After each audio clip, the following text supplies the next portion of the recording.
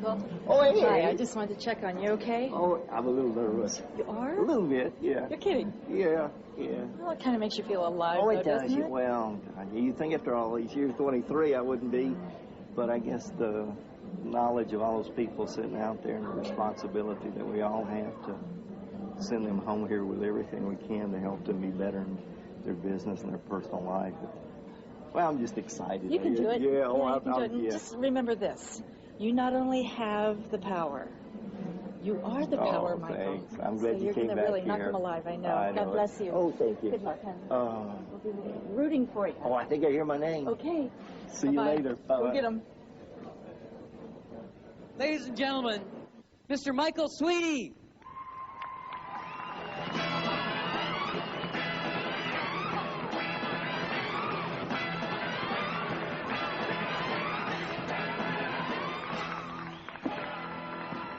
How are you?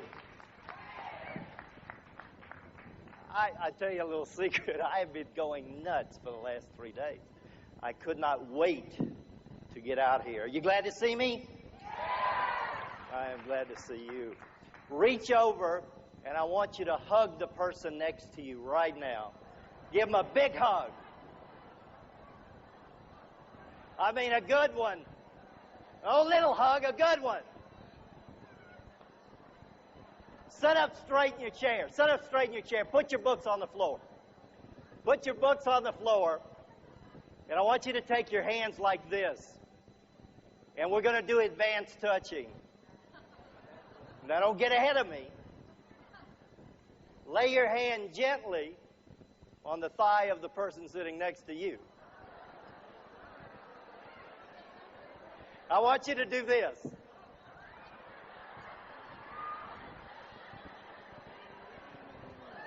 You like it, don't you? Yeah. I like it. It's good. Yes. You know, my wish would be that each one of you could come up here and look out. Because before you did the little touching exercise, I'm going to explain more to that in a minute why we did it and the reason behind it. But you look like a bunch of Bucky Beavers. You know what I'm saying? I see more teeth. Oh, I'm going, a lot of teeth. And you laughed and you smiled and no one even asked you to do that. But that's what we're going to do the rest of this hour and a half that we have to spend together. If you will, look in your workbook. Open up the little page for me. I've got some places in there for you to take some notes. I've got some wonderful old information for you that I'm going to share with you again. I've got some brand new stuff that I want you to have before you leave here. It is so important for you to leave this room and go back to your environment. Go back to your home. Go back to your salon. And all the things we talked about. You got the new haircuts and the new colors and the new perms and all the things that we want to do. But we got to do you. You just can't go back like you were. We've got to look at some different areas and make some different changes. In your workbook, find just a clean piece of paper, and I want you to do this first little exercise for me. I want you to write your name somewhere in that book in script. Just write your name. Write your name in script somewhere. Now, I want you to look at that for a minute. That's the most important thing in the world. And did you see how easy you did it? I mean, you didn't have to think about it. You just wrote it. How many of you just signed those credit card slips the same way? Yes. Sign that check. Yes. Now, I want you to print your name underneath where you wrote it. Just print it out. You had to think a minute, didn't you, some of you? Print?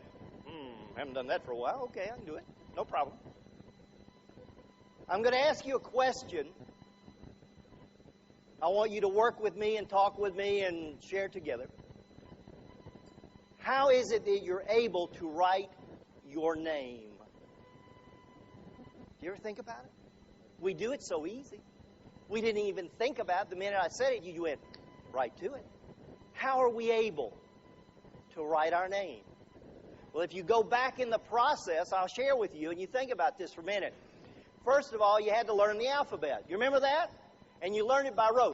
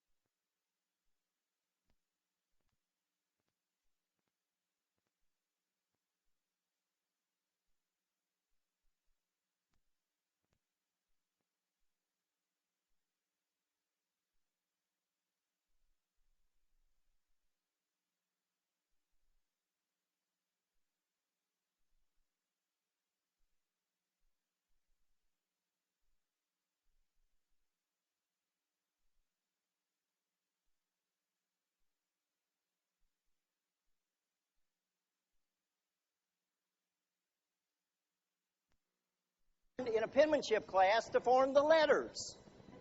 And then, with encouragement probably from a teacher or your parents, you learn how to take that complex ABCs, form it into your name, and practice it. And before long, you were writing your name without thinking about it. Is that true? Now, I want you to change hands. And I want you to take, and I want you to write your name with your weak hand. Do it right now. Change from your dominant hand.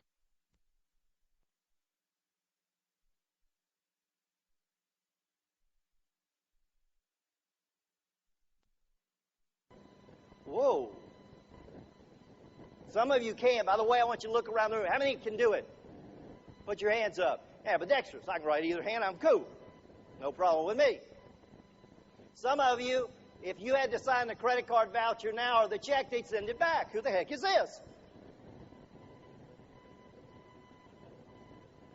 What I'm going to talk to you about today is the same principle. If you're willing to work it, if you're willing to learn it, if you're willing to make it part of your life, it will become as easy as writing your name with your dominant hand. But anything that is new, anything that is different is, of course, scary. It is frightening. We get into our comfort zones. We get comfortable but not happy. Things I'm going to talk to you about today, I'm going to challenge your value systems. I'm going to ask you to think. And as I'm talking to you, I want to say this to you right now, and this will set up our time together, that you will have the best learning experience that you've ever had in your life if you can do this one next step. And the next step is this. As I present the material to you, and as you hear it, try not to judge it. How many of you have been guilty of sitting in classes and doing that very same thing? And the minute, I'm going to show you slides. I'm going to give you little thoughts and little pictures and little stories to go with them. And let's say I'm sharing a bit of information with you, and your mind, and what I love about human beings is you're so cool, some of you, I can't tell when you're disagreeing with me, because you will smile at me. You're like this. You twit, you don't know what you're talking about. Others of you I love because you go like this. That ain't going to work. But what happens to us in a learning situation, the minute I judge the material, the minute I label it, I do not hear the next material that is coming. And that may be the most important part to you.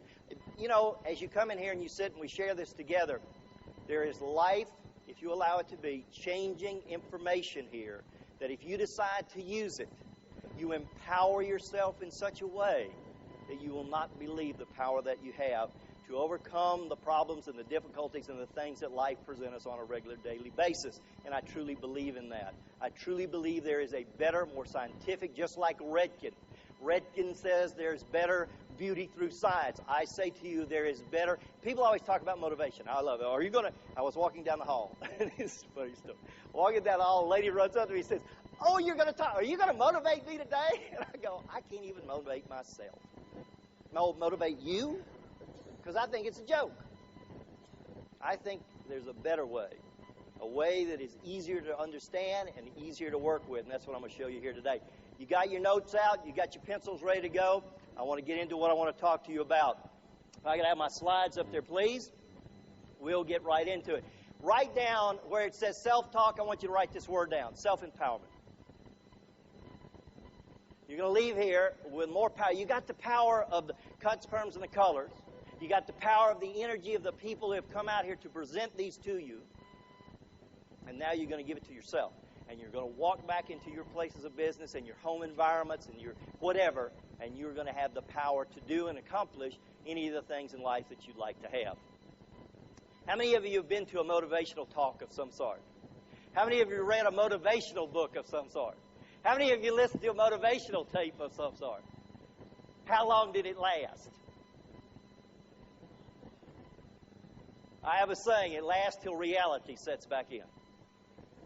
How many of you have read a book, bought into the book, and went out to live it, or the tape? And the first person you ran into hadn't read your book.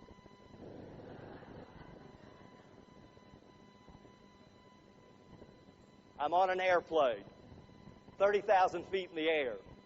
I'm flying to do a show, and I have a book in my hand called Love by a man called Leo Buscaglia.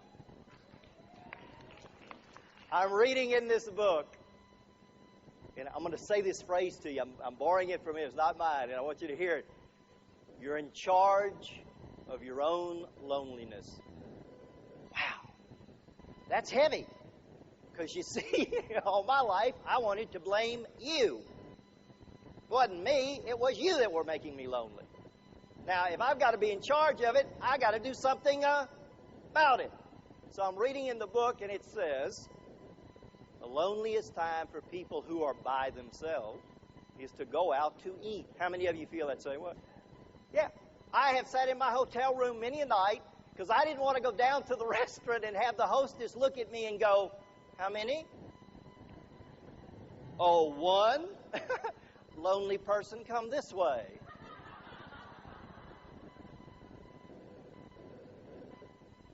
I'm on the airplane. I'm reading this book. I'm buying into the book. And the book says the next time you go out to eat, look around the restaurant.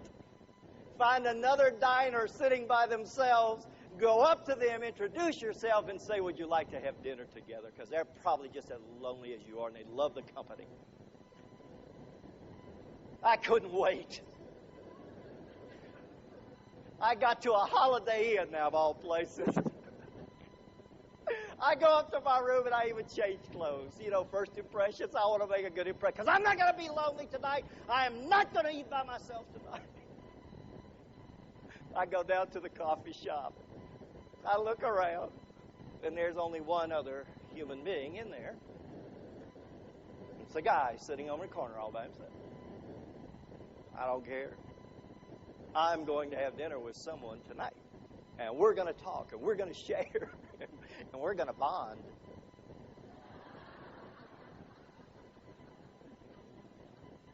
I walk over to this man, and I say to him, I see you're sitting here by yourself. I'm staying here in the hotel, too. My name is Michael. Would you like to have some company for dinner? This man looked up at me with more anger in his eyes than I have ever seen any human being in life. And he says to me, I'm not gay.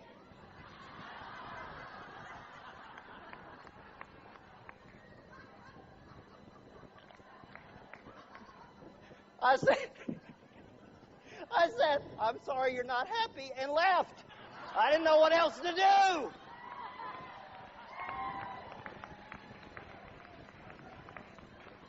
So you got to be careful with the books. I don't know.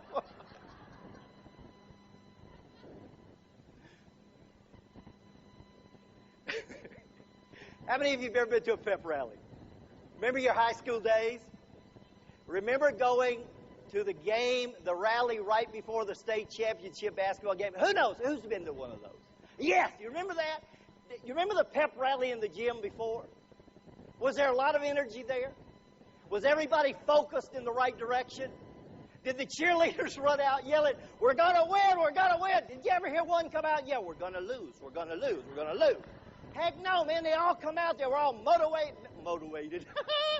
They pay me big bucks. Motivated. They were in the same direction. Everybody was cheering and yelling and excited and enthusiastic, and the day came for the big game. You remember it? And your side and their side.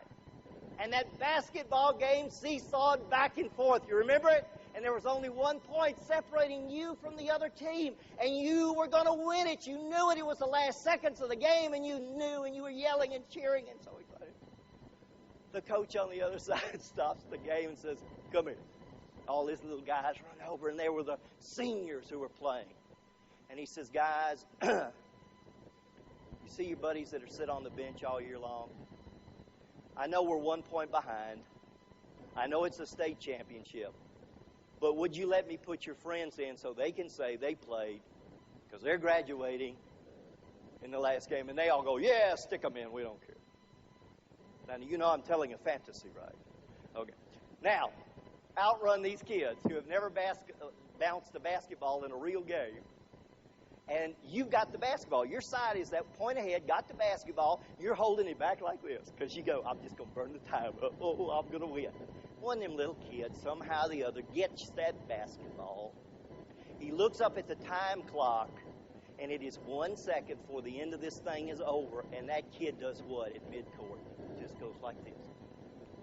And the buzzer goes on. Is the game over? Ball's in the air, still out. And does it almost become like slow motion now? Because you know where it's going, don't you? Right through the hoop. And now your side has lost by 1 point. Are you still yelling and cheering? Are you still excited? Still enthusiastic like you were before? And I want to ask you, does not life do that to us? Out of nowhere. Out of a blind side. How many of you have gotten up in the morning and gone out and just out of nowhere you go, what are you dumping on me for? I don't deserve this.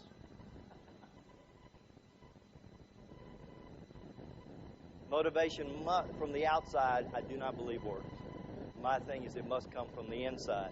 I want you to look on your piece of paper, and I'll ask you to do a little exercise for me. I'd like you to make a wish. And I'd like you to wish something that would make you happier than you are right now. And I'm not saying any of you are not happy. Don't misunderstand me at all. What I'm saying to you is, I'd like, if I could stand at that door, and believe me, if I had the power, I'd do it in a minute. And every time you walk by me, you said, I'd like a so-and-so, Michael, I'd pop you on the head with a wand and you get it. But that ain't the way it works, so we'll play a game. If you could have in your life something more, what would it involve? I want you to write it down. If you could be a bit more happier than you are today, and I know you've got to be happy today, what would it involve? Now, I'm going to say something to you I probably have never said to another audience in my entire life. I don't know if I'm getting older and bolder or what, but I look out sometimes at people and I see them never pick up a pen, never participate, and then they walk out the door and says, I don't know what the hell I was talking about or whatever. Participate for once and see what happens. Write something down, and I'm going to share some really interesting conceptual information about how we view life very quickly. So just put something there. What would it involve? Now, I will guarantee if you look down on your piece of paper, I can tell you what you wrote. It had something to do with people, places, or things, because in our culture, in our society, that is what we have been taught to believe happiness comes from. Let me show you something, if I may. This is my own thought. None of you have to buy into this. I think people in our life are the greatest cause of stress than anything else. It's my own belief. I think they are very stressful because we put our happiness, our success, our prosperity, our self-image, our self-worth on the shoulders of someone else. The songs we listen to, the movies that we watch, the TV, the books, all the stuff that songs say you're nobody till somebody loves you. People who need people are the luckiest people in the world. Go to a movie and you can see a hooker stand on the street and a guy in a Lotus car with $1 million drive up and go, let's go be happy. Is that real world? Is that real life? How many of you have been in a relationship with someone, and because you put such pressures on that someone to become who you thought they should be, rather than allowing them to be who they are and enjoying that someone has gone out of your life? Two things about people. Put it in your notes if you like it. Learn from people. And then share your happiness with them. But don't ever put the pressure on them to make you happy or make you anything. Because the minute you do, we fail. But as I'm learning, how many of you have ever had a customer, I know none of you have done this, that remarries the same personality type over and over again and tells you about it? I had a customer come to me, and her name was Margaret. And Margaret was in telling me about her husband who was a drunk. How bad he was. How horribly he acted. Terrible drunk. I said, Margaret, you've been coming to me for 15 years. Yes, I have, Michael. Haven't you been married 3 times? Yes, I have, Michael. Wasn't your second husband a drunk? Yes, he was. And as well as I remember, Margaret, wasn't your first husband one? Well, yes, he was, Michael. And then she said the damnedest thing I've ever heard. She said, seems like all I can find is drunks. Now, I think the first word out of my mouth when I met someone is, do you drink? I don't know. It just would be a thought off the top of my head. I would seem to want to know that. And if they drank anything but water, I don't know if I'd deal with them. How many of you have ever wanted to do this? And be honest and put your hands up because I want to see how honest you're going to be. How many of you have ever woken up one morning and just decided to run away? Yeah, good. I did too. Thank you for your yeah. How many of you have ever wanted to do this? Go in your closet. You get up one morning, you do this. How many of you do? This is it. I ain't doing this no more. Sin. Because I know if I can get from here to there, I will be happy. So you go in your closet and you take the clothes you like best. Now, you know which one those are, don't you? Those are the ones that are fitting you at this moment.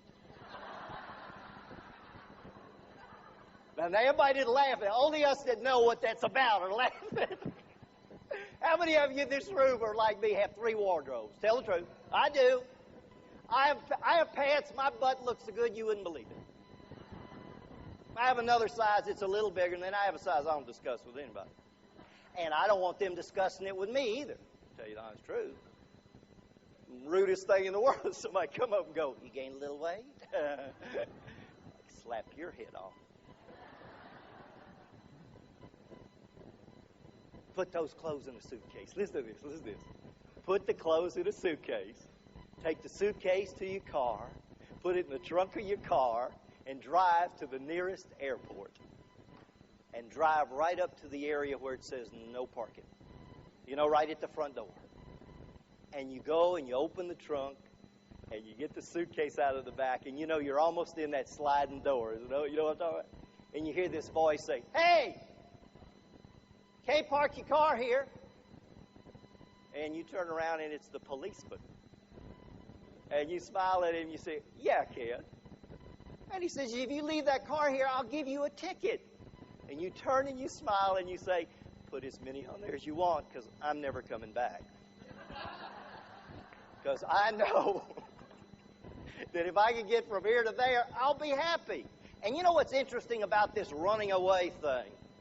Is that in the beginning we are, because it's new and it's exciting and different. But hasn't this happened to you just like it did to me? Once the newness of the relationship wore off, once the newness of the move, once the newness of whatever it was, didn't I have my same old problems back? Because I hadn't dealt with them. If you want to have people in your life, you got to be first happy with yourself. If you want to go places and enjoy it, you must be first happy with yourself to enjoy it. How many of you will admit this? Be careful now. Listen to what I'm saying to you. How many of you have been on a trip with someone and you had the worst time you have ever had in your entire life? You know what I'm talking about? You're sitting there going, if he would just stop so I could pee. I mean, you know.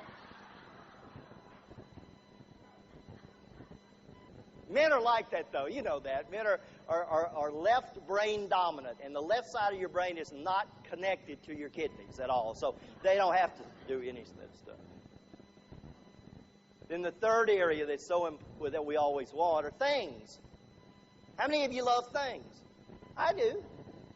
I really do. I enjoy things. I mean, really and truly, just to be honest with you, I have a hard time with those people that tell me money will not buy you happiness. I don't know that to be true. I know this, when I can pay my bills, when I can pay my kids' clothing bills, my obligations, and live a pretty nice lifestyle, I will tell you a little secret. I'll be real, I'm happy. I really am. And I'll tell you something else. If you like that, you know, there's still people out there go, that's not good. You shouldn't put that much value on money. So I'm going to talk to you for a minute. I am. I want to talk to you. I talk to everybody. You that don't think money will buy you happiness, give me your money.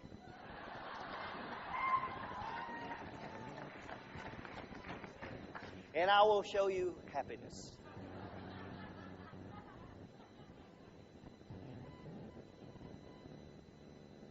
Reality thinking, write it down. Reality thinking. Your brain is the most beautiful thing in the world. And into your brain is a keyboard, just like the one I've got here.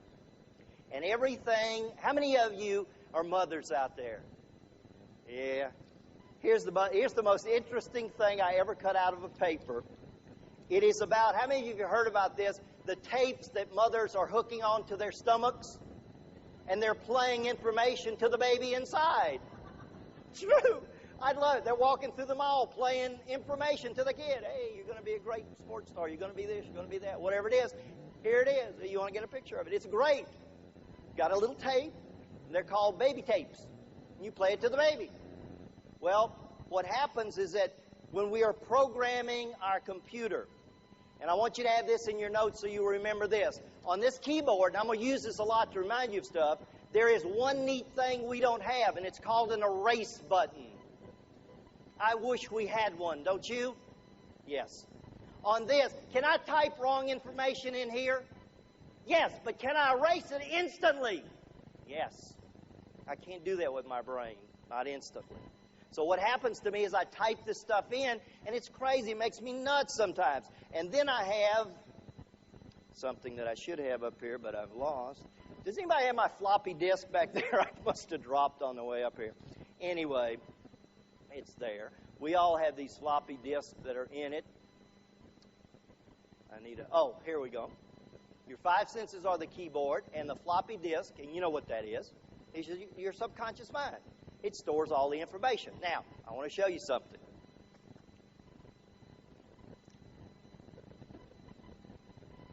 I'm a father, and my baby's 3 days old. How long have you been here? 3 days. Whew, how interesting. Look, hold a baby in your arms for me. Just imagine you got a little 3-day-old baby. And I want you to look into its eyes. And I want you to tell me what you see in a 3-day-old baby's eyes. You see the future, actually. Yeah, you see the future. I want you to imagine with me, if you will, that this room is filled with filing cabinets that hold all the information we collect in life. This child has it right now. Is anything in it? Not yet. Not yet. What could be some of the filing cabinets that are around this room? Emotions, feelings, anger, anxiety, food, diet, weight, relationships, work, education, all the things. Just think. And by the way, here's an interesting fact. This room could not hold all of the information that a brain holds. This building could not hold all the information that the brain holds. This town with all the buildings in it, they have yet to build a building that can hold what you have in your head right now. Now, the interesting part of this is,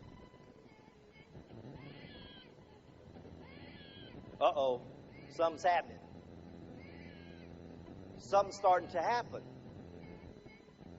When the baby starts to cry, what do? We go over to it. How many of you saw the movie Look Who's Talking? Remember when the baby started crying and the mother and the grandmother went away, oh, goo, goo, ba, ga, ga, goo, goo, and the baby looks up and said the magic words we all should have learned from. Oh, this is the way you do it.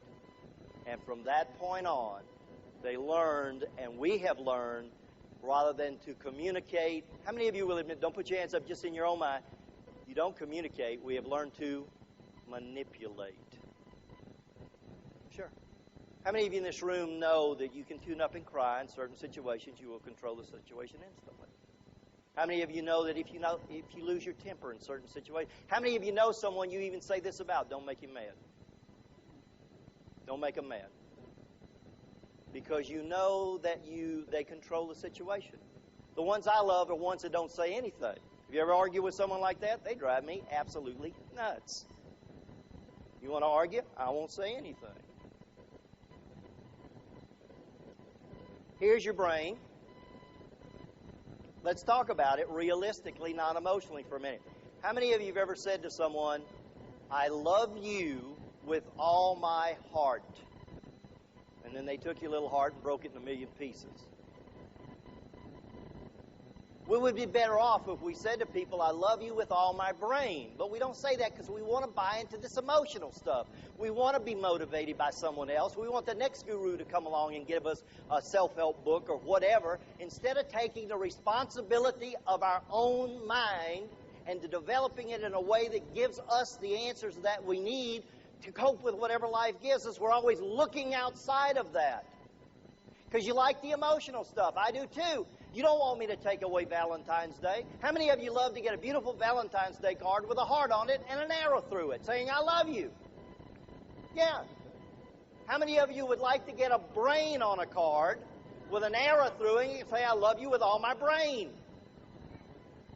But you'd be better off, and we both know it, but oh no, let's be emotional. And then we can make excuses why we fail because I did it for, and you can list the excuses what we want to do. Let's look realistically at your brain, and let me tell you some things about it. For example, write this in your notes if you choose. Quit blaming your parents. They did the best they could. I'm sick of reading books that, it's so easy to say, well, my father was a drunk and I'm a drunk, or I'm this or I'm that. Hell, you're a grown-up human being. And we take responsibility of our life. And that was in the past and this is now. Where do you want to be? Parents did the best job they could. Who the hell wants to be a parent anyway? Who teaches us? My family, I have to tell you, I'm from the South. You didn't know that. My family was not a dysfunctional family. You know how everybody says, I came, that's good, that's the latest phrase. I was from a dysfunctional family. I was not. My family was nuts.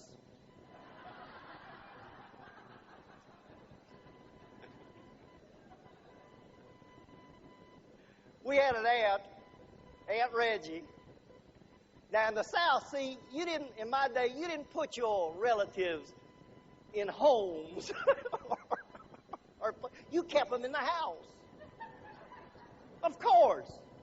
So we had Aunt Reggie who was nuts. But she was a good nut because she never came out of her room till after dark. And she made baby dolls at 40 and 50 years of age. But we loved her. She was all right. Now, I could say, well, my Aunt Reggie was nuts, and that's why I'm nuts. If I want to. Good excuse. Let me show you some more about your brother that you love. What did your brothers and sisters do to you? Isn't that a good thing? Where were you in that scheme of things? Were you the big sister, big brother, in between? Did your parents ever say this to you? Why don't you ever clean up your room? Why don't you act like your sister? Why aren't you grades as good? Why aren't you this? Why aren't you that? Boy, your little computer. Dad, sitting at dinner, says, nobody in our family ever made any money. Well, thanks, Dad. That just really set my life up good. Or, this is the one I love that parents do to kids. How many of you have ever said to your kid, if you do that again, I'm going to kill you? You know, little kid. Can't you see if that was true? We'd be driving down highways and there'd be little bodies laying along the road. And you go, oh, look, Margaret, there's one that didn't do it. Kill him, threw him out of the car. I love it.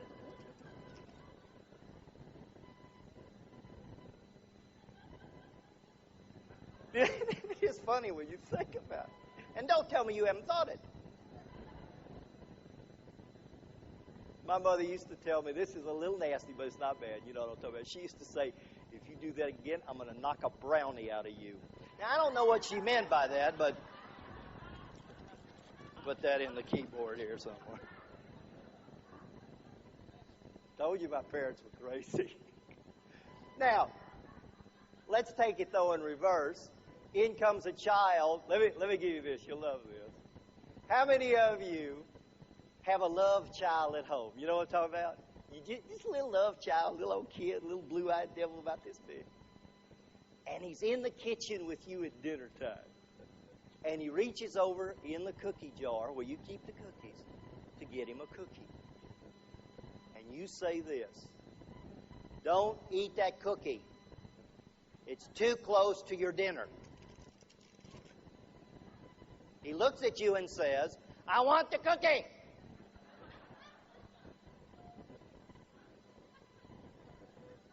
And you say, get out of the kitchen. You go upstairs, you leave that kid, you all had this happen. And in a few minutes, out of that hearing that only mothers have, you hear the cookie jar rattling on the tabletop. You walk in the kitchen. How many of you have done it like this? And there he is, your loved child. And not only has he got one in his hand, but he stuck one in his mouth, because you very rarely ask for that one back.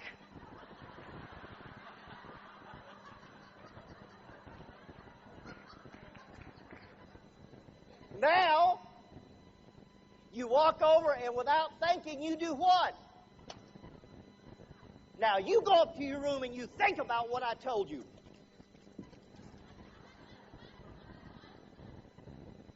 Kid goes up to the room. You taught him 3 things. I know we don't think about stuff like this, but we gave him 3 good programs. Number 1 is big people hurt little people.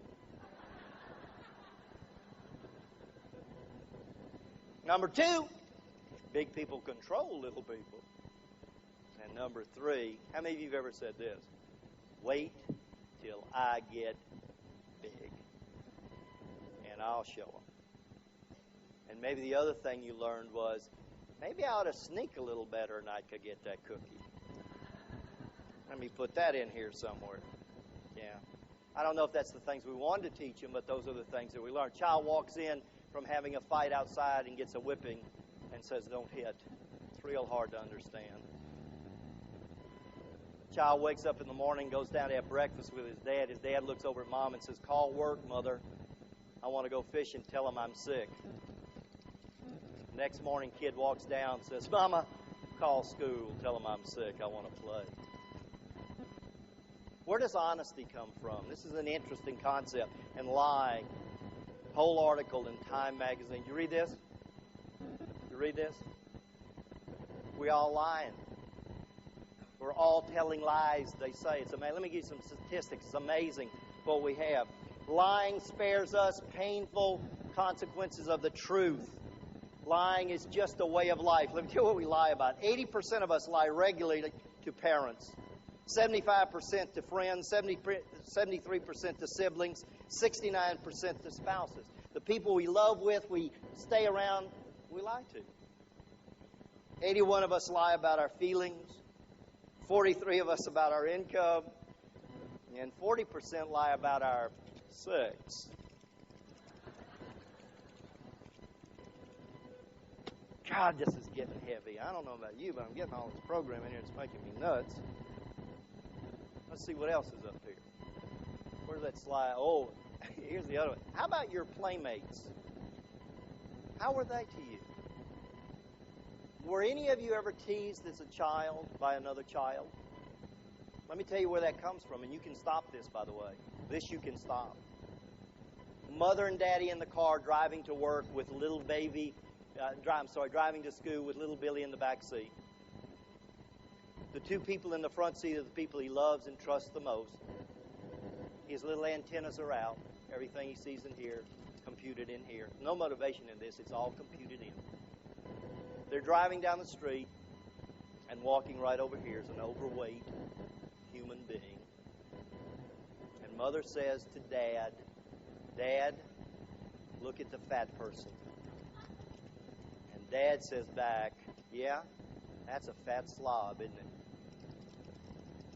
And little Billy jumps out of the car and runs to the playground.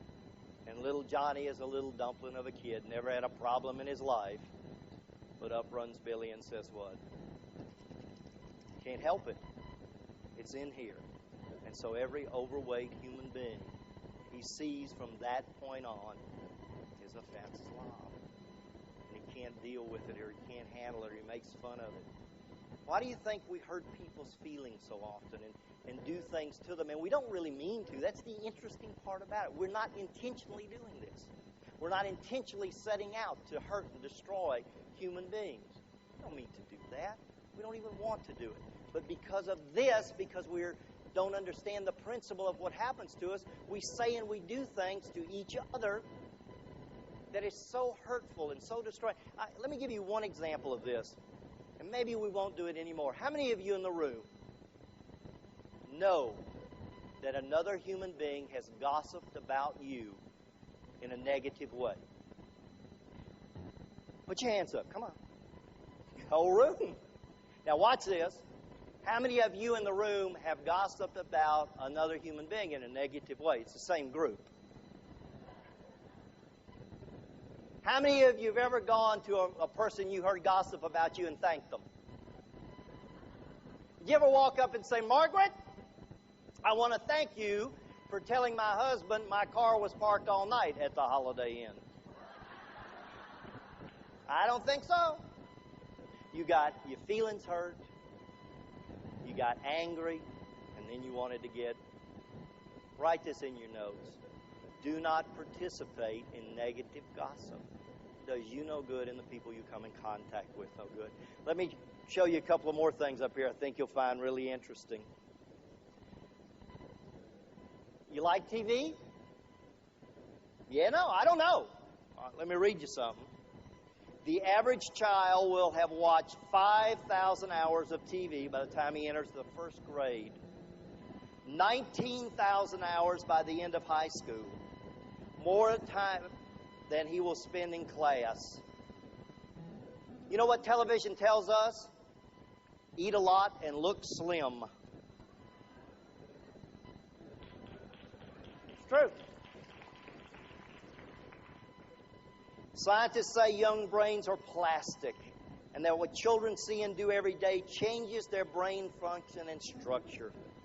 A diet of cartoon junk food will ruin your kid's life, and this is the one that blows me away.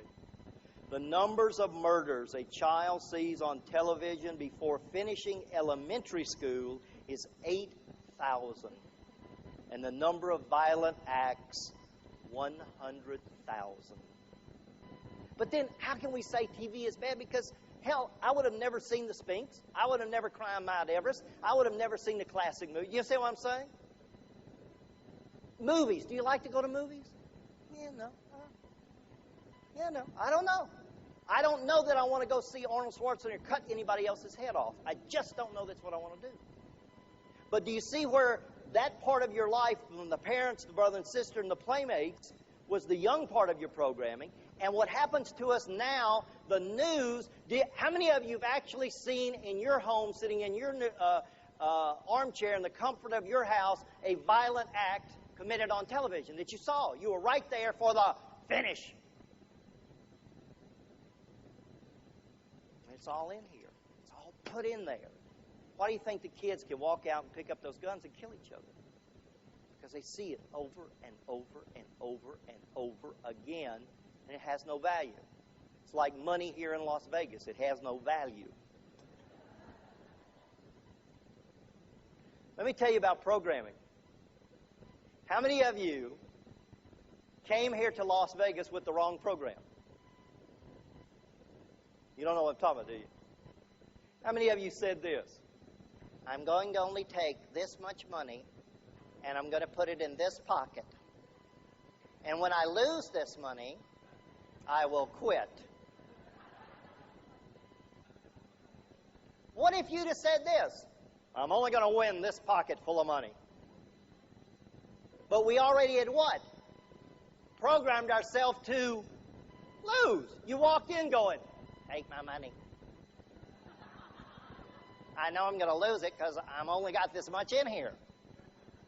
Well, I do have that credit card that there seems to be a machine everywhere in this damn building that you can poke that sucker in. I am amazed. I've never seen that many ready tellers in one place in my life.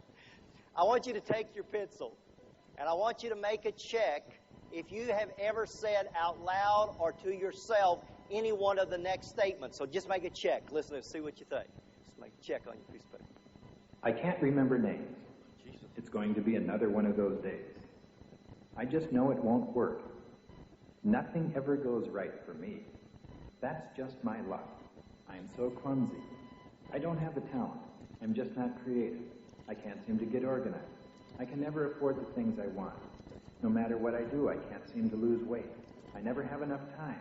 I just don't have the patience for that. And that really makes me mad. Another blue Monday. When will I ever learn? Sometimes I just hate myself. I'm just no good. I'm too shy. I never know what to say. I'd like to stop smoking, but I just can't seem to quit. Things just aren't working out right for me. I don't have the energy I used to. I'm really out of shape. Why should I try? It's not going to work anyway. I've never been any good at that. My desk is always a mess. I never win anything. I feel like I'm over the hill. Someone always beats me to it. Nobody likes me. I never get a break. Everything I touch turns to bleach. Nobody wants to pay me what I'm worth. Sometimes I wish I were never born. I'm just no good at math. I get so depressed. I just can't seem to get anything done. Nothing goes right for me. I'm just not a salesman. That's impossible. I always freeze up in front of a group. I'm nothing without my first cup of coffee in the morning. I just can't take it anymore. I hate my job. I get a cold this time every year. I'm really at the end of my rope. You just can't trust anyone anymore. I just can't handle this. I never seem to get any place on time. I've always been bad with words. If only I were smarter. If only I were taller. If only I had more time, more money, and on and on.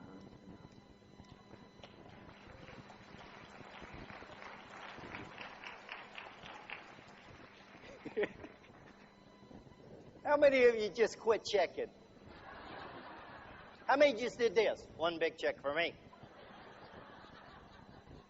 Do you see where we have the problems now? Because let me just show you how it works, and then we're getting right into it. You guys are wonderful, I tell you. By the time a child is 18 years of age, he has heard no 148,000 times. And some people say that's not enough. But I think it is. Because we're not even, how many of you don't say no to your children or you just look at them? You know what I'm saying? Like, and they know they're not supposed to do it. Or that you will kill them, one or the other. Whichever comes first.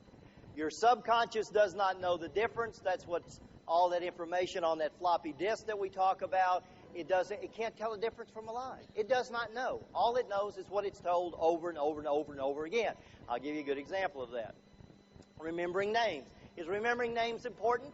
Of course it is. The greatest compliment you can give another human being is to say, hello, Bill, how are you? And you haven't seen them in 10 years. And they go, you know my name. Yes, I do. Because our names are very important to us. I'll show you how it works.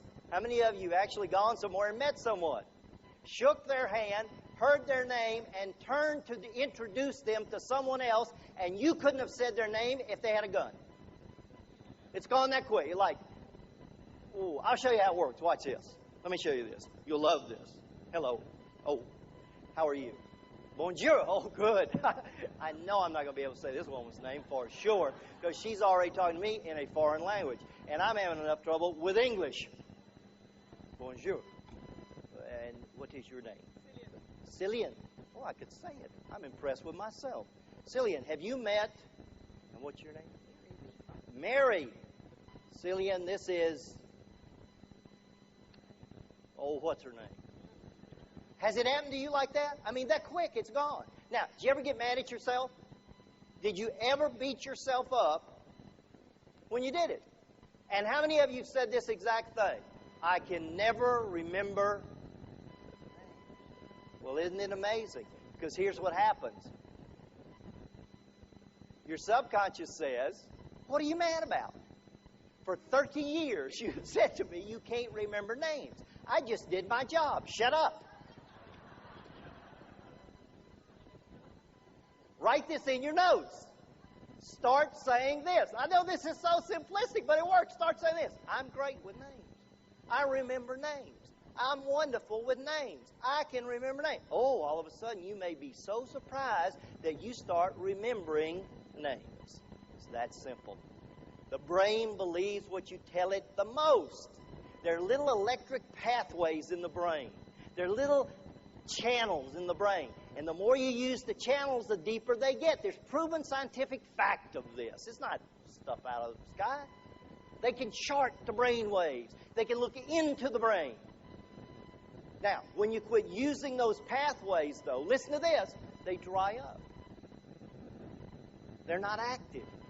But the more you use them, the more I say, I can't remember names, I'm horrible with names, I can't do well with names, and you're never going to do it because you're just digging the pathway in your brain deeper and deeper and deeper. Give it the right direction. We'll talk about how to do that. You'll become what you think about most. Help me out. And some of you have known me through my heavy periods and medium periods and slim periods. What do you think overweight people think about all the time? Food. I used to go to bed thinking about what I was going to eat when I got up. They used to have restaurants that stayed open for me 24 hours a day. I could go there and get my fix whenever I needed. And I thought about it all the time. That's why I was always overweight. Now this, I'm going to share something with you. How many of you have ever been depressed? It's fun, isn't it? Well, it must be because we all do it. How many of you have ever used depression as a tool to get attention? Maybe not you. See if this picture looks familiar. Here's a depressed person going into work.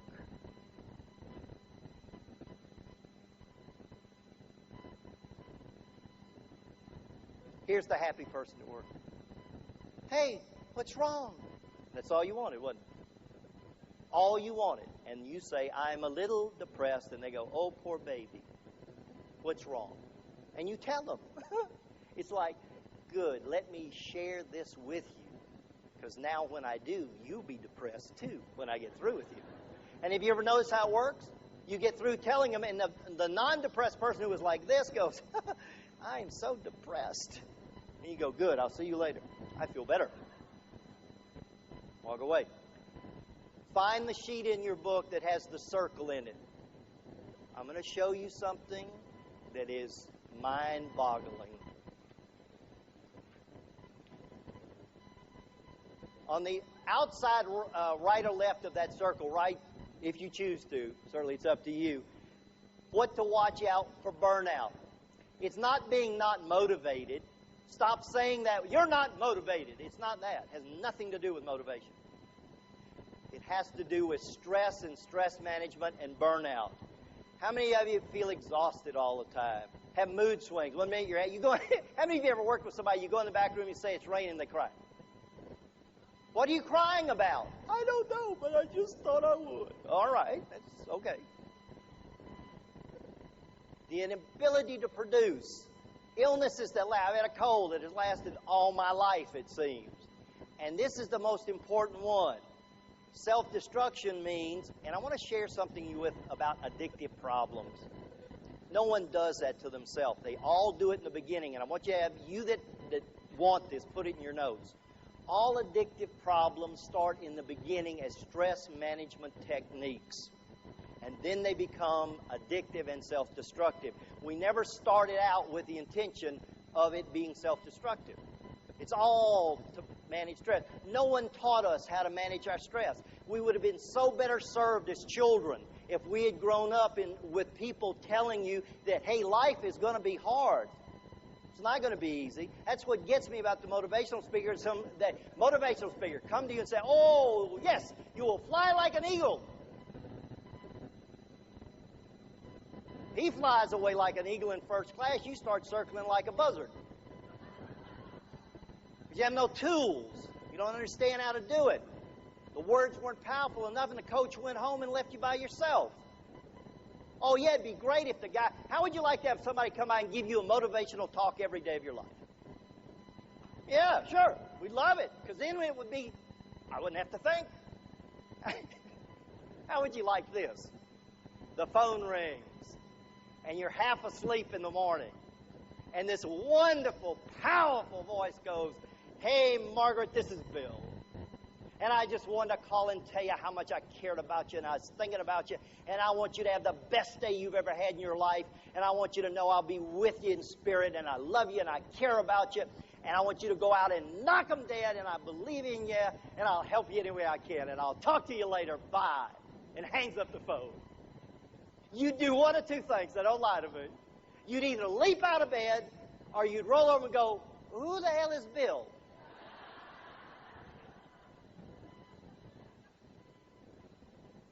You got to do it yourself. And that's the key to being self-empowered, is that you know the signs, but here's what you do. Now, with that circle, and I want to share something with you with this that is life-changing. I mean, it has helped me, and I know it will help you. I want you to number the circle just the way I've got it numbered here. Put 0 at the bottom, divide it in half at 50, and put 100 at the top. Now, I have this in my car. I have this up on my shaving mirror. I have it when I travel. I have this little gauge that I use all the time, and it will help you instantly because it will help you to measure your self-esteem. Now, in it, anything above 50, and you're going to give yourself the grade. You're going to be in charge of this. So if you give yourself a grade above 50 to 100, you're in high self-esteem. Write that down. You feel good. You look good. If you give yourself a grade of 50 or below, you're in high stress.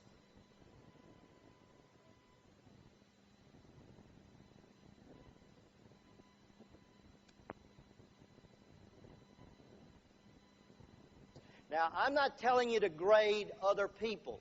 What I'm saying to you is, and I want everybody to see this because I want to show you one of the mistakes that we make in dealing with other human beings. How many of you remember the movie 10 with Bo Derek? Remember that?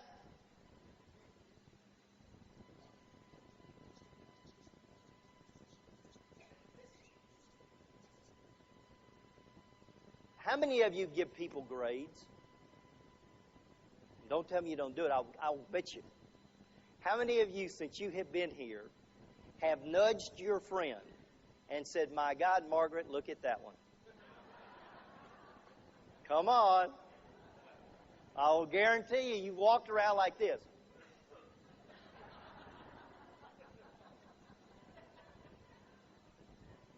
You want to know where loneliness comes from? It's not bad to be alone, but where loneliness comes from, let me show you something. Let's say we are into grading people or putting them in little boxes and labeling them. What happens to us is this. The first 3 of any 10 that would be up here are not physically attractive to us, so we probably don't deal with them. We don't date them. We don't socialize with them. We don't go out with them. They're just there. These down here, they're an interesting subject, though. The 9s and 10s, they scare us. They intimidate us.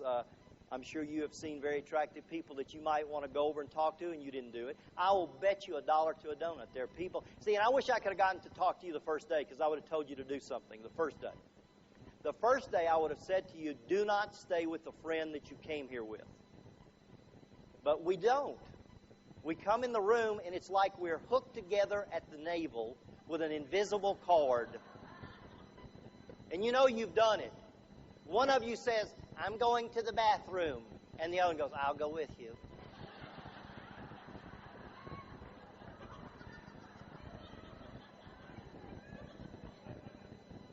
I'm going to go eat. I'll go with you.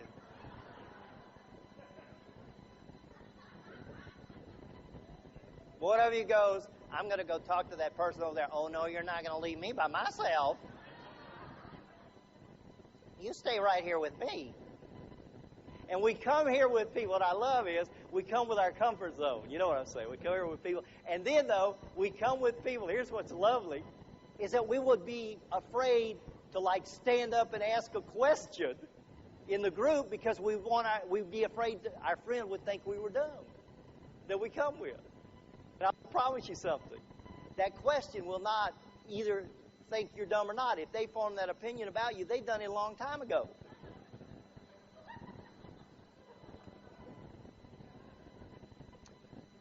A book called Your Erroneous Zone said that 50% of the people in your life that you meet won't like you. So now we've marked these out.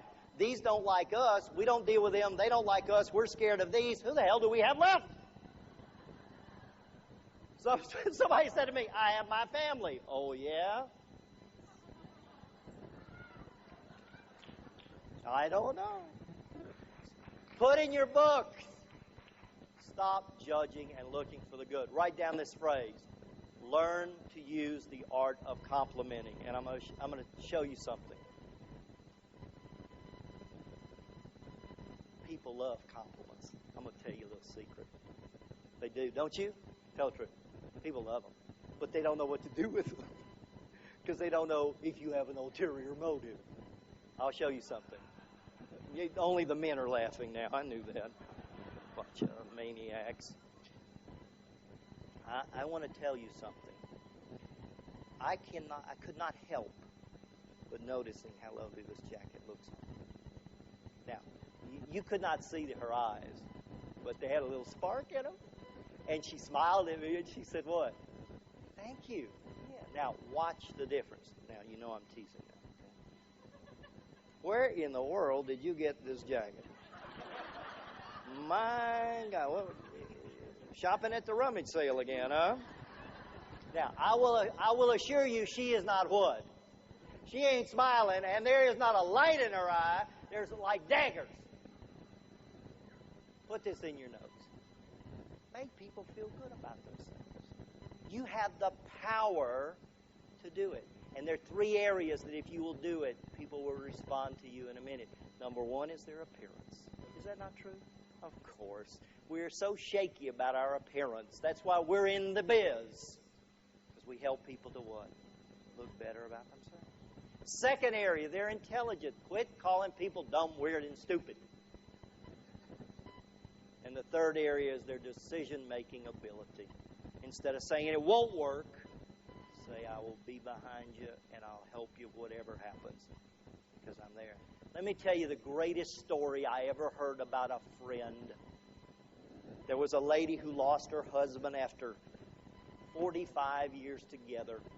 And her family came to grieve with her, and they grieved and they were sad, and the man had lived a good life and they'd been together a great time. All of her family left her, and I don't know if you've ever lost a loved one, but she tried to sleep because she thought if she could go to sleep for a little bit and lay there, that maybe she'd wake up and he'd still be there.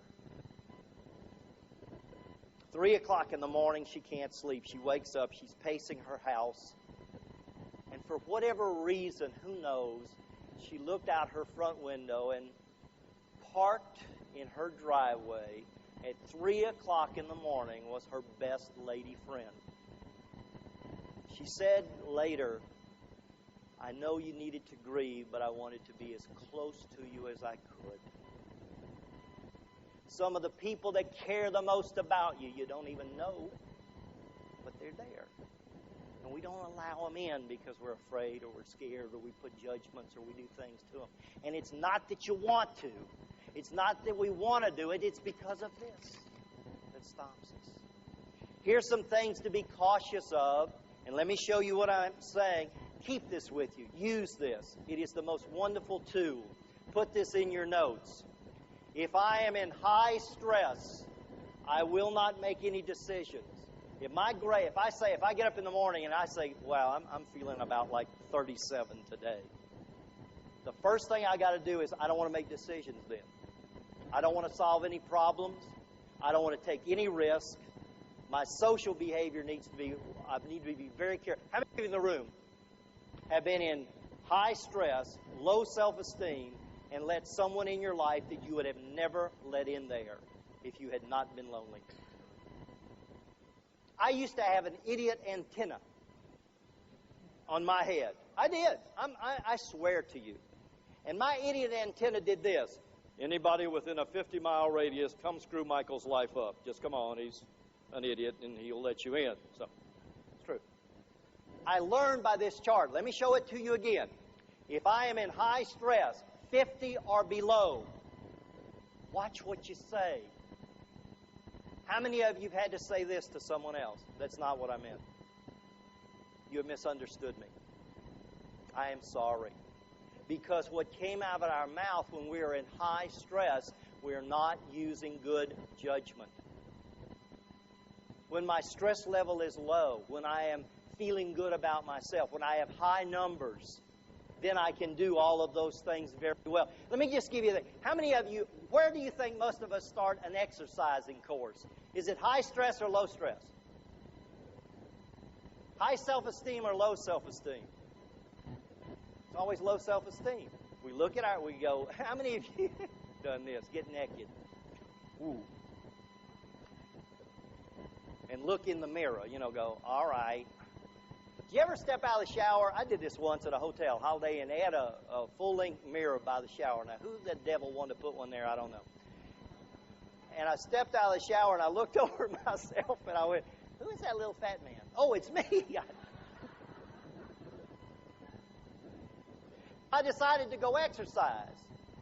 Now, if you decide to go exercise when your esteem level is low, you will overdo it, hurt yourself. It will not be pleasurable. It won't do it anymore. But if my number is 50 of above to 100, I go to exercise. I work it. And put this in your notes. If you want to reduce your stress, start exercising. How many of you agree with me on that? 77% of what we think is counterproductive.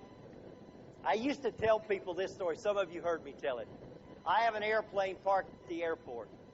If any of you would like to go to Las Vegas, I'll take you. Well, hell, we're here. So I can't say that to you anymore. But what I can say to you is the onboard computer that flies a plane, if it were 77% off, you would have not gotten here. And most of us, the scientists, the behavioralists, the psychologists, all say that our thinking on a moment-to-moment basis is as high as 77% off. That means we wind up in the wrong place and we crash and burn. I want to teach you a technique called erase and replace. Erase and replace simply means this. I'm going to take out the old and I'm going to put something new in its place. You work with drug abuse groups. I know some of you do that. You can go to a person who is addicted to drugs and use guilt manipulation by saying, don't you know you're ruining your life? Don't you know you're destroying what God gave you? Don't you know? Why don't you take charge of your life? The only way you will ever stop an addictive problem is to replace the addiction with something else. That's it. Nothing else. Because the addiction was their stress management technique, and you can't take it away like that. You got to give them something else. You have to give us something else. Erase and replace. Program the brain with a new picture of yourself. How many of you have ever cut a picture out of a magazine and put it on the icebox? Sure, I did that. I cut the guy out that had on his underwear, you know, the sports player. And I hung it on my icebox because I thought if I looked at him, I wouldn't eat. It didn't do a damn thing for me, but I think it turned my wife on.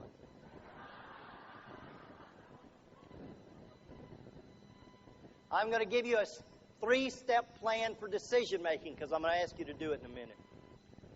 If you like, write this down exactly as I say it to you. When you go home, it'll help you in your decision making. One of the biggest problems we have in life. Step number 1 in the plan. Gather all the information necessary to make the decision. In other words, I want information now. I want to get to know about you. I want to get to know about my job, my work, the people that come to me. Let me in information gathering. Now, this eliminates quick decision, snap judgment, all of those things. Number 2 in the step, once I've gathered the information, I will make my decision solely on that information, not my emotions. I will make the decision solely on that information and not my emotions. 86% of life-affecting decisions we make emotionally, not logically. 86% of life-affecting decisions we make emotionally, not logically. And then the third area of the equation is simply this. I will now make it work in my life and accept the responsibility for the end result I will now make it work in my life and accept the end response. And they all aren't going to work perfect. But I will guarantee you, you won't ever say this again. Well, I knew when we did it, it wasn't going to work. And everybody goes, well, why'd you do it? And then we go, because I was in love. What do you expect? I want to spend some time right here. Get your pencils handy, because I want to talk to you about a few things. Do you remember your mother and father saying to you, there are certain people in life you should not hang around with? Well, it's true. Surround yourself with people who make you feel good about yourself, and if you can't, it's all right to be by yourself. There's a big difference. There is a big difference in being alone and lonely. Do you understand that? We're scared to death of loneliness because the damn books tell us. I read an article the other day that said married people will live longer than single people. And the only reason we want to outlive our mate is so we can put them in the box. Like, now I'll do what I want. I hate those things that we read. It says, I read this the other day, if you exercise every day till not your body hurts but your bones hurt, you eat food that has no taste, you buckle your seatbelt, you do not smoke, drink, use drugs, or any of that, you will live 3.6 years longer. Now, who cares? It's at the end of your life anyway. If they would give me 3 years that I could take 1987 again, I'd do it. But not when I'm at the end like this going, give me the old meal, Gladys. I don't want 3 more years. I'm probably the only self-help person that will ever tell you this. If you're going to smoke and drink and use drugs, do it to the best of your ability.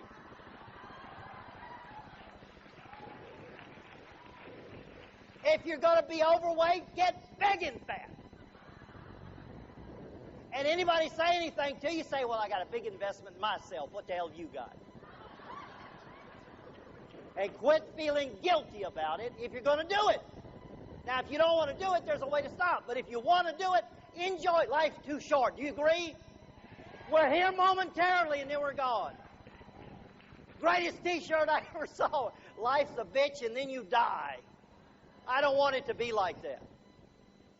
I want to be like this. Do you hear the story about the 3 people that died on the same day? A lawyer, a doctor, and a hairstylist. They were standing at the pearly gates. And the lawyer walked up to St. Peter and he said, St. Peter, I'm a lawyer. And I know I can go right to heaven. St. Peter said, what's your name? He looked it up in that big book he's got up there. And he said, you were the worst lawyer in the world. You represented crooks and you took bribes. You go right to hell. Lawyer walked up. Doctor comes up. He'd overheard. He said, oh, St. Peter, I know I can go to heaven. I'm a doctor. I've done good. And St. Peter whipped it. Oh, you're the worst doctor in the world. You have done terrible operations and you've done this. And go right to hell. Up walked this little lady hairdresser. And I know she dropped dead right behind her chair. Because she still had gripped in her little hand her comb. And on the front of her little old smock was that stained up rinse and her big old shoes. And she said, St. Peter, I've been a hairdresser for 40 years. St. Peter said, madam, you go right into heaven. You've been in hell long enough.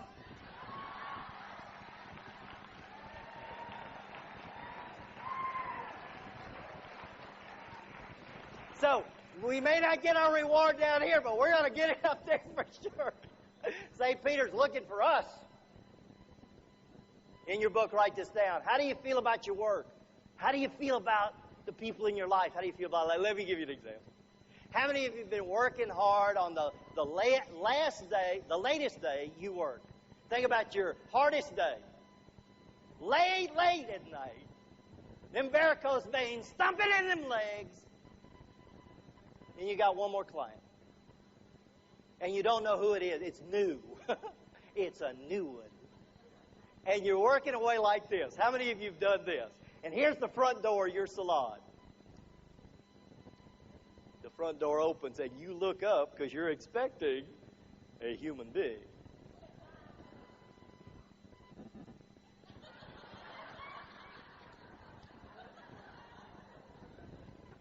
There stands the ugliest human being you've ever seen in your life. And you do this. Don't let her be my next one. And I love receptionists because they know it's your next one. They're doing this.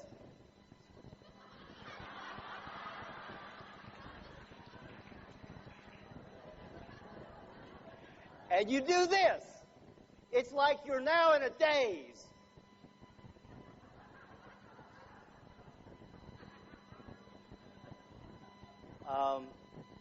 Come right this way. I may have to give you an estimate.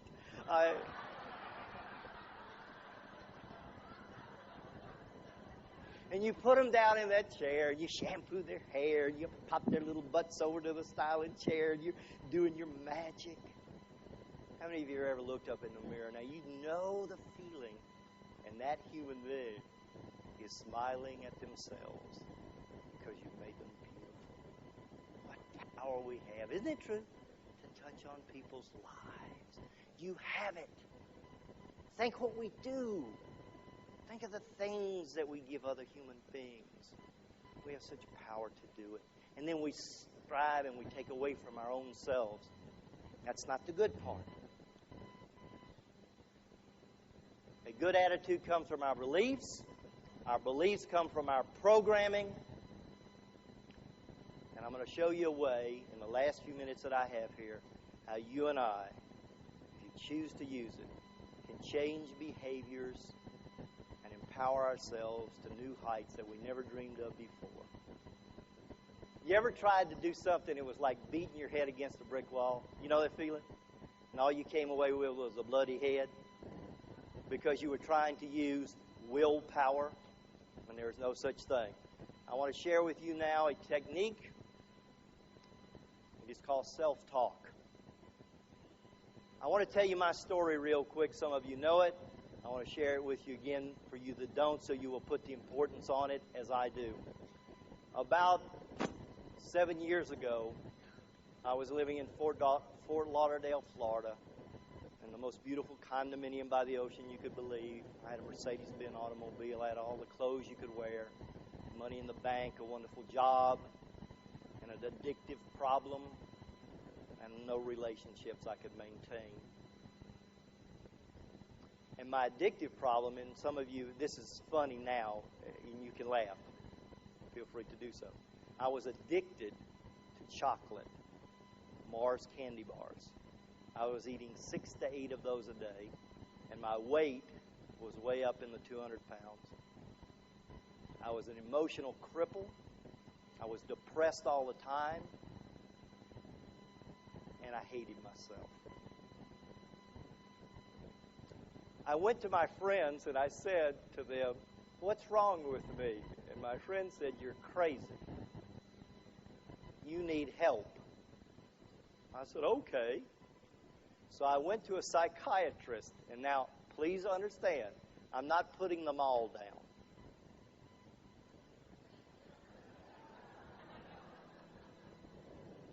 I went to the nuttiest psychiatrist in Fort Lauderdale.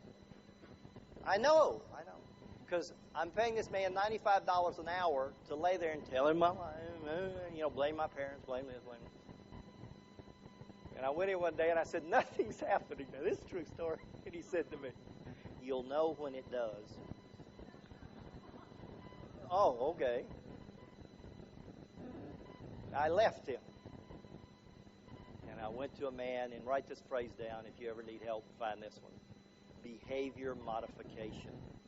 I wasn't nuts. I had a behavioral and addictive problem, and all I needed was some help to understand why and get through it. And this is what I learned. I learned to talk to myself, number one, in a positive way. I would have the Mars candy bar in my hand, and I would say to myself, "I don't eat candy. I don't like candy. I don't even like the way candy tastes. Candy makes me sick. That was the first start. The second start of it was that I would have a conversation out loud to myself. Now, this is very interesting because I was standing one time in the men's restroom at the Chicago airport talking to myself in the mirror out loud, going, "You think I should eat this candy bar?" And there were guys kind of, turning and going, "Ooh, what are you doing over here?" And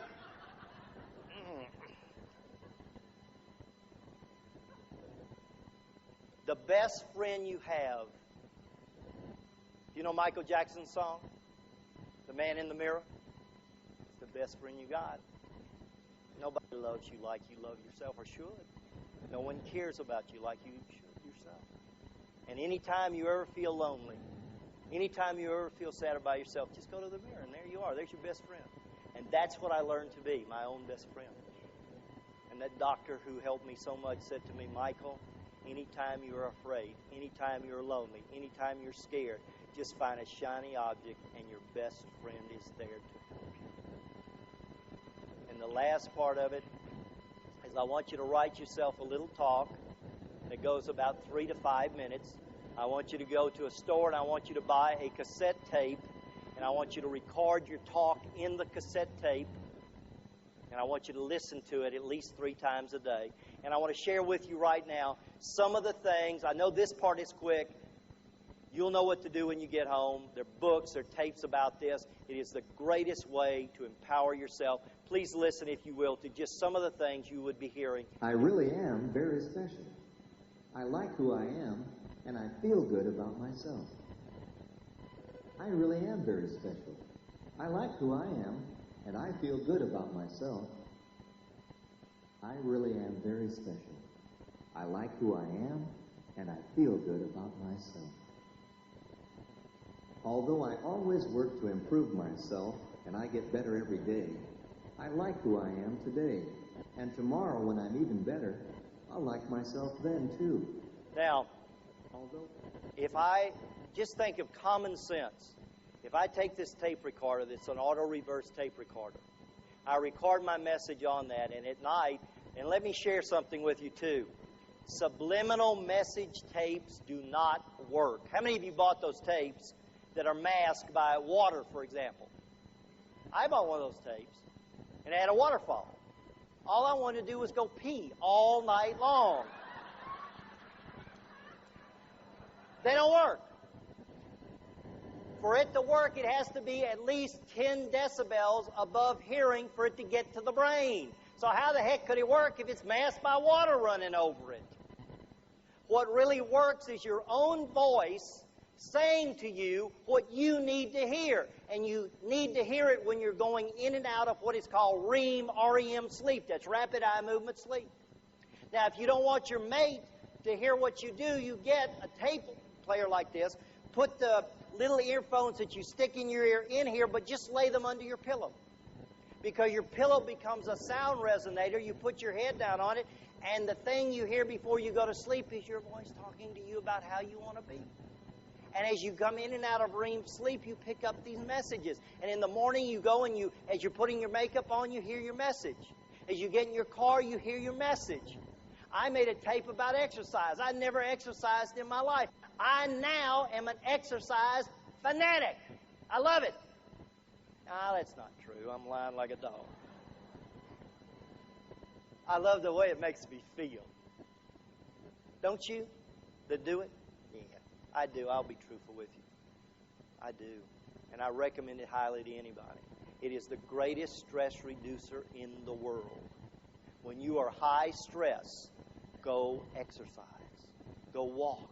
And all you got to do is walk. You don't, everybody says, well, I can't go to a gym, or I don't have time. Now, don't tell me that kind of stuff. Because when you die, you're going to have plenty of time. When you're alive, make the most of every minute you got. So you listen to your tape. It takes 6 to 8 weeks for the programming to start to work. And then as you listen to it, makes you a new you. That's all there is to it. No problem. Now, here's the only problem. The problem is if you want to do it or not. If you don't want to do it, it ain't going to work.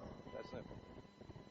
Next 48 hours, I want you to listen to what you say, see how many negative things you say in your own life, see what other people are saying around you. You may need to get away from some folks that are not helping you to feel better about yourself. Talk to yourself the right way every day.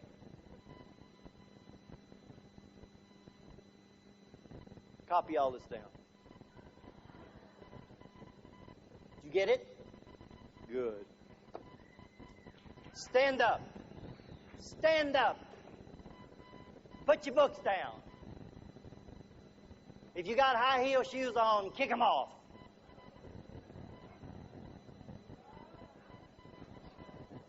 I'm going to ask you to run the first risk of your new life. Get up on your chair like this. Get up on it. And if you're standing by somebody that won't do it, help them up there.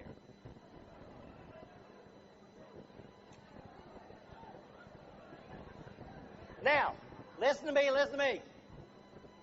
This is a symbolic gesture. Two things. Number one, you got up your butt to do something.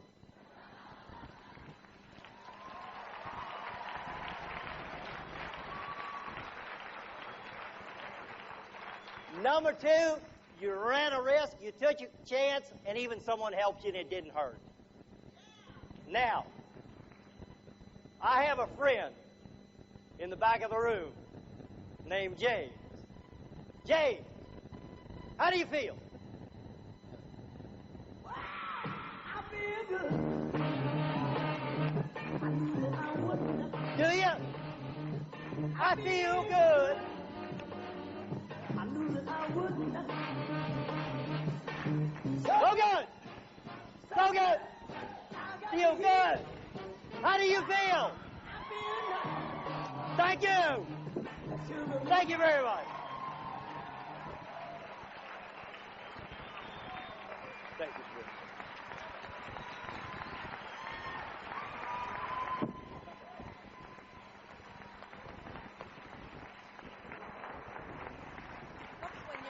Oh, yeah. Thank you. Thank you very much. Thank you.